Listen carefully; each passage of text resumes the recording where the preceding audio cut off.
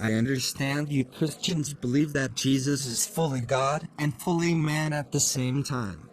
I find this hard to understand. Don't you think this concept is contradictory? Why do you say it is contradictory? For example, I can't be myself and our neighbor Mr. Jones at the same time, right? That's right.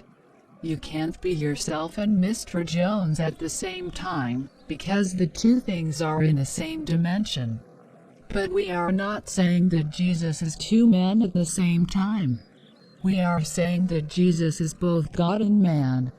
Isn't that also contradictory? We can't have someone who is both the tall man and short man at the same time, right? Saying that Jesus is God and man like saying something is a square circle. The square and the circle both exist in the same two-dimensional space, and therefore to be both a square and circle at the same time is self-contradictory. But what if you have a square and a cube? Would that not be possible? The square exists in 2 dimensions and the cube in 3 dimensions. Likewise, you can have a circle existing in 2 dimensions and a sphere in 3 dimensions. You are saying that an object can be a square and cube at the same time, and a circle and sphere at the same time, depending on how you look at it? Yes, exactly. But to believe that Jesus is also God, we have to believe that it is possible for man to become God? Not at all. Man cannot become God. And we are not saying that Jesus, a man, became God. However, is it not possible for God to take on human form? I believe the Quran also teaches that angels can take on human form.